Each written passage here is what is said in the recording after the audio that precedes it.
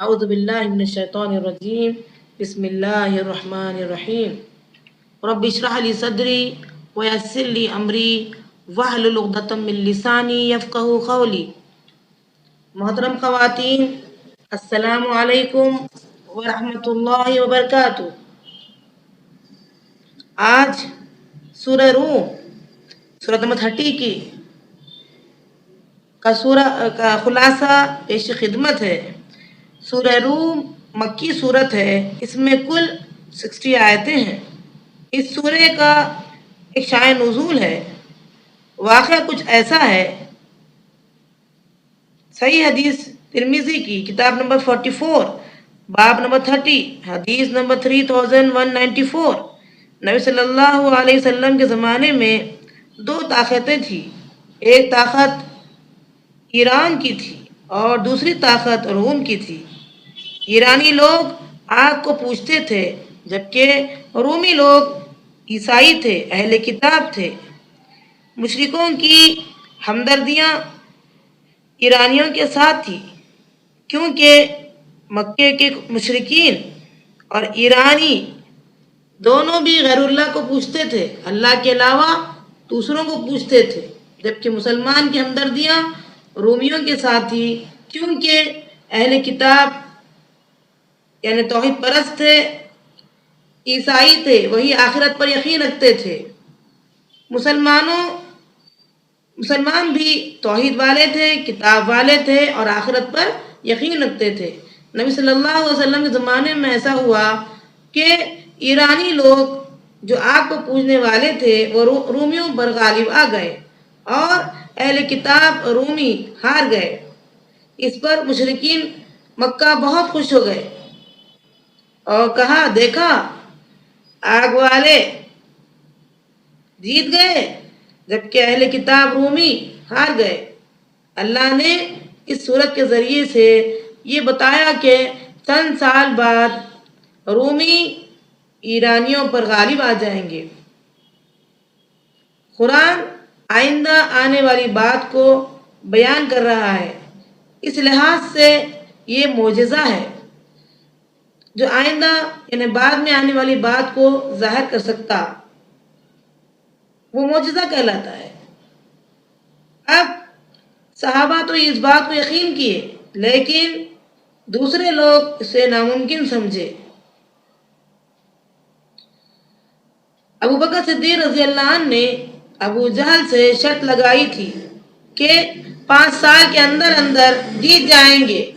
نبی صلی اللہ علیہ وسلم نے کہا، اے ابو بکر، ابو جہل سے دوبارہ شرط لگانا کہ اللہ نے بضع کا لفظ لیا جس کے معنی 3 سے 9 تک کے آتے ہیں، 9 سال کی شرط دوبارہ لگا دو۔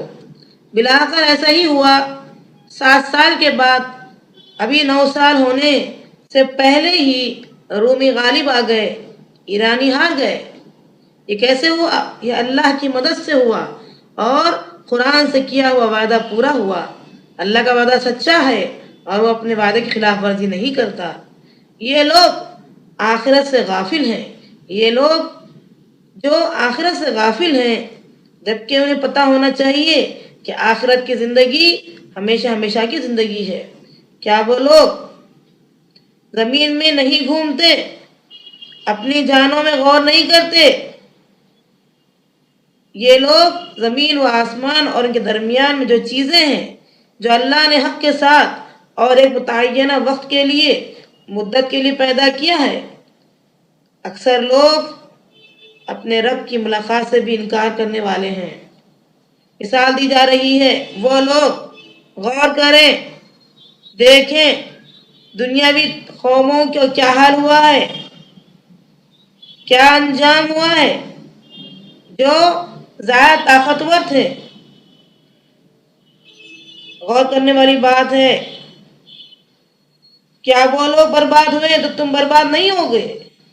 قیامت کا دن ہوگا، لوگ جو گنہگار ہیں افسوس کریں گے، حیرت میں پڑ جائیں گے۔ قیامت کے دن لوگ ٹکڑے ٹکڑوں میں بٹ جائیں گے۔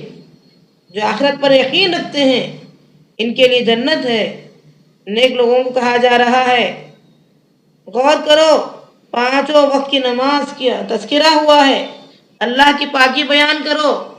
اللہ نے فرمایا جو لوگ 5 وقت کی نماز کی پابندی نہیں کرتے، اللہ نے اسی جگہ اسی صورت میں بیان کیا کہ وہ مشرکوں والا کام ہے جو نماز کی پابندی نہیں کرتے۔ وہی اللہ جو مردے کو زندہ کرتا ہے اور زندے کو مردہ کرتا ہے، وہی اللہ جس نے تم کو مٹی سے پیدا کیا، پھر اس کے بعد بہت سارے انسانوں کو پھیلایا۔ غور کرو اس کی نشانیوں پر۔ وہی اللہ جو تم ہی میں سے تمہارے لیے جوڑا پیدا کیا، تم اسے سکون حاصل کرتے ہو، تمہارے درمیان اللہ نے محبت ڈال رکھی ہے، رحمت ڈالی ہے، اسی لیے بیوی سے آدمی سکون محسوس کرتا ہے۔ بیوی گویا کہ آدمی کے لیے سکون کا ذریعہ ہے۔ اللہ نے مودت کا لفظ لیا، یعنی آدمی اپنی بیوی سے بے پناہ محبت کرتا ہے اور بیوی بھی اس سے بے پناہ پیار و محبت کرتی ہے، لیکن یہ اس وقت ہوگا جب اسلامی قانون کے حساب سے وہ جوڑا بنے۔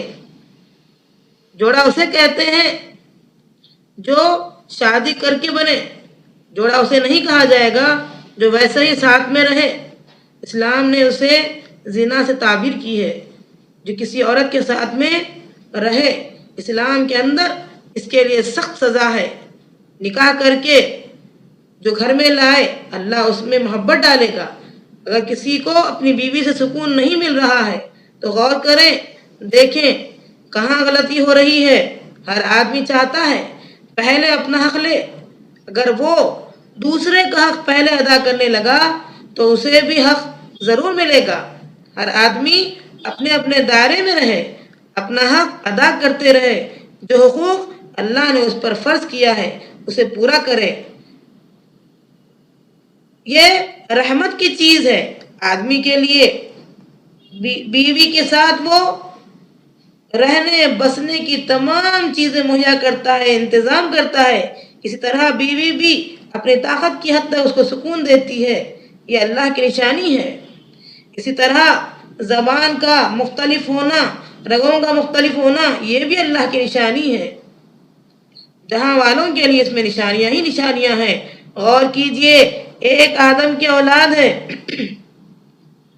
دنیا میں ایسے لوگ ہیں جن کی زبانیں مختلف ہیں، کوئی عربی بولتا ہے، کوئی ترکی کہتا ہے، کوئی اردو کہتا ہے، سب کی زبانیں مختلف ہیں۔ اسی طریقے سے لوگوں کے رنگ بھی مختلف ہے، کوئی کالا ہے، کوئی گورا ہے، کوئی چھوٹا ہے، کوئی بڑا ہے۔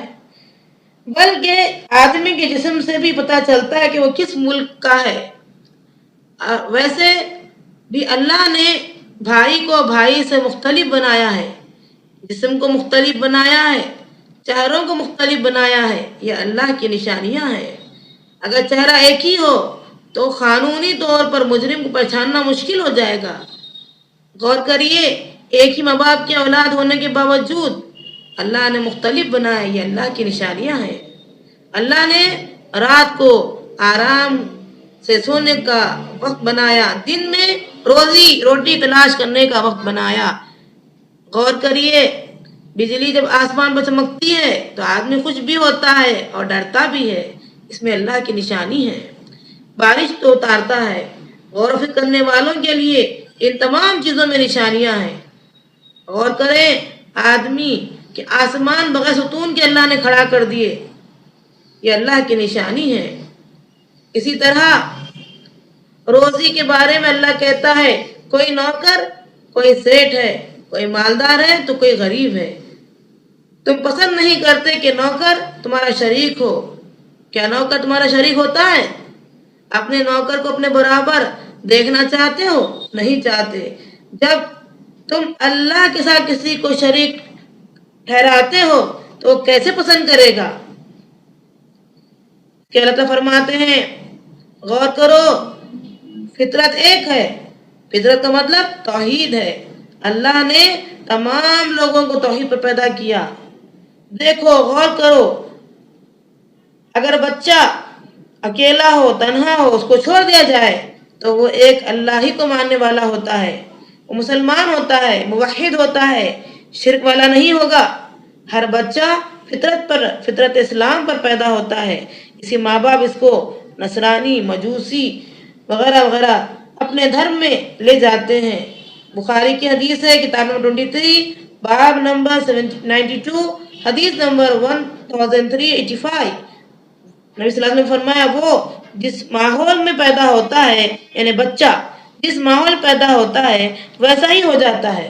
تمام لوگوں کو اللہ نے پیدا کیا اور کہا میں تمہارا رب ہوں۔ اس بات کو آپ غور کیجئے، سورہ اعراف میں بھی یہ بات ہوئی ہے کہ اللہ نے عہد و پیمان لیے۔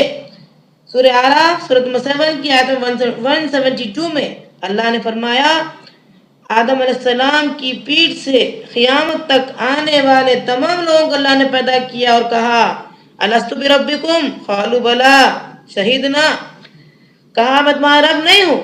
تمام کے تمام نے کہا کیوں نہیں، ہم گواہی دیتے آپ ہمارے رب ہیں۔ آج اگر کوئی اس وعدے کو بھول گیا ہے، یاد نہیں رکھا، تو کیا یہ بات صحیح ہے؟ اس کی مثال ایسی ہے، اگر کوئی کہتا ہے میرے ماں باپ نے میری تربیت نہیں کی، تو کیا یہ بات صحیح ہے؟ میرے ماں باپ نے مجھ پر احسان نہیں کیا، حسن سلوک نہیں کیا، کیا یہ بات صحیح ہے؟ اسی طریقے سے اگر کوئی اللہ کا کیا وعدہ یاد نہیں رکھا تو کیا یہ بات صحیح ہوگی؟ جس طرح سے اس کے انکار کر دینے سے ماں باپ کا احسان ختم نہیں ہوگا، اسی طرح آدمی اگر عہد و پیمان یاد نہ رکھے تو اللہ کا وعدہ ختم نہیں ہوگا۔ اسی طرح